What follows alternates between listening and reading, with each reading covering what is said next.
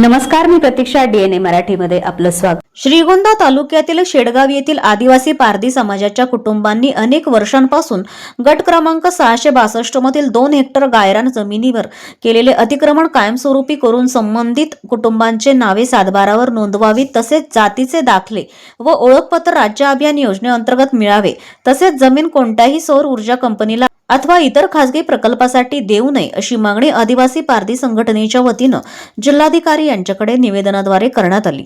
संघटनेचे संस्थापक अध्यक्ष राजेंद्र काळे यांच्या नेतृत्वाखाली हे निवेदन सादर करण्यात आले.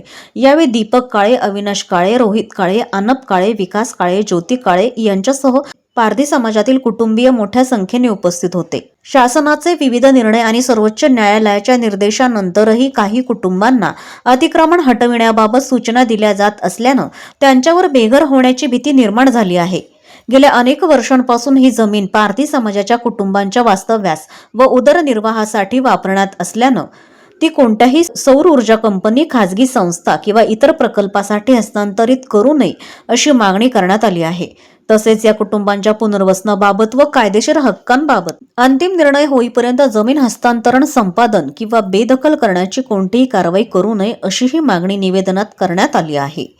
अहिल्यानगर जिल्ह्यातील आदिवासी पारधी आणि भिल्ल समाजातील जे कुटुंब आहेत त्यांनी गायरान जमिनीवर, गावठाण जमिनीवर, ती सरकारी शासकीय जागेवरती अतिक्रमण करून गेल्या 25 वर्षापासून राहत आहेत. पाल करून, छप्पर करून, झोपडीमध्येच्या स्वरूपामध्ये राहत आहेत.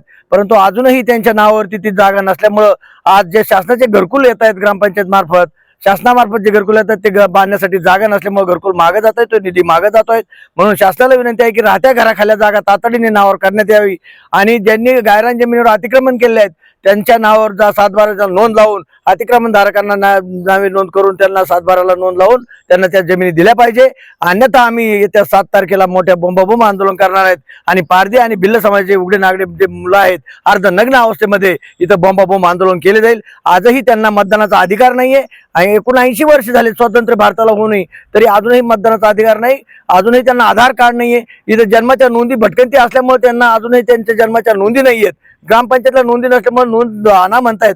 जन्माचे नोंदीचा दाखले द्या तरच आधार कार्ड देतोय आणि आधार कार्ड नसल्यामुळे रेशन कार्डला लिंक होत नाही, रेशन सुद्धा त्या ठिकाणी मिळत नाही. म्हणजे ह्या आदिवासी लोकांना माणूस म्हणून जगता येतंय की नाही हा प्रश्न आमच्या संघटनेपुढे आहे. म्हणून आदिवासी पारधी समाज संघटना महाराष्ट्रभर आंदोलनाची भूमिका घेत आहे. आज महसूल मंत्री यांनी सांगितलेलं आहे की राहत्या घराखाल्या जागा लवकरात लवकर नावा कराव्यात. आयडेंटिटीचा मुद्दा आहे, यांना तातडीने ओळखपत्र जे लागतील ते करावेत.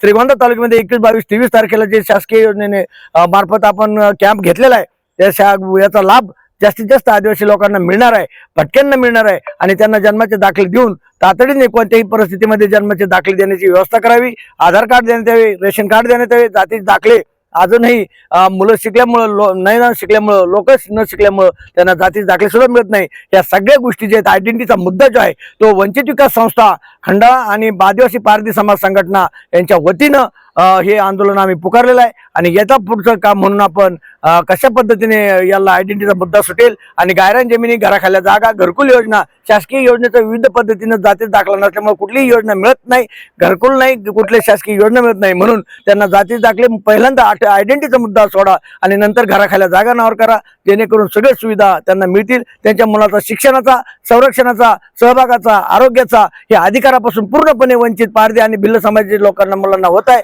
म्हणून यांना तो अधिकार मिळावा. त्यांचे राईट बेसवरती, मुलांच्या चाइल्ड राईट वरती आपलं काम आहे. म्हणून त्यांनी त्यांच्या मुलांना शिक्षणाच्या मुख्य प्रवाहात ठेवलं पाहिजे. आज शाळेमध्ये सुद्धा मुलांना बाहेर हाकलून दिलं जाते, कारण शाळेमध्ये शिष्यवृत्ती, स्कॉलरशिप ही जोपर्यंत त्या मुलांना आधार कार्ड नाहीये आणि बँकेत खातं खोललं जात नाही तोपर्यंत त्यांना कुठली शासकीय सुविधा मिळणार नाही. म्हणून आमची विनंती आहे शासनाला की याच्यावरती दखल घेण्यात यावी.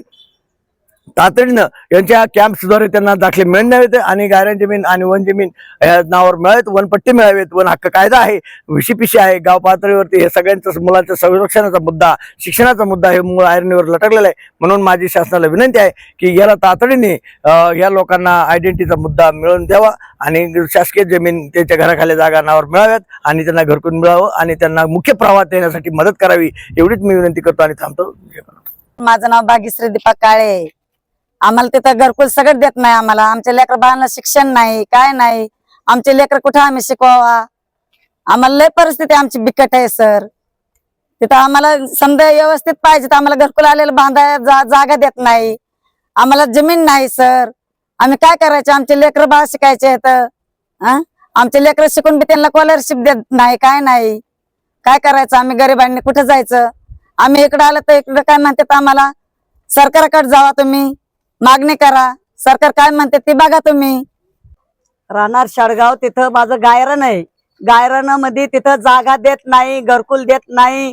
तिथं गरम शोक काय म्हणतो, तिथं जागा देत नाही. सरपंच म्हणतो जागा देत नाही. गायरान जमिनीमध्ये आम्ही राहतो. आम्हाला उठवायचं अधिकारी करतात ती लोक. ते काय म्हणतात, लाईटीचं यूज करणार आहे. तिथं घरकुल तिथं बांधून देत नाही.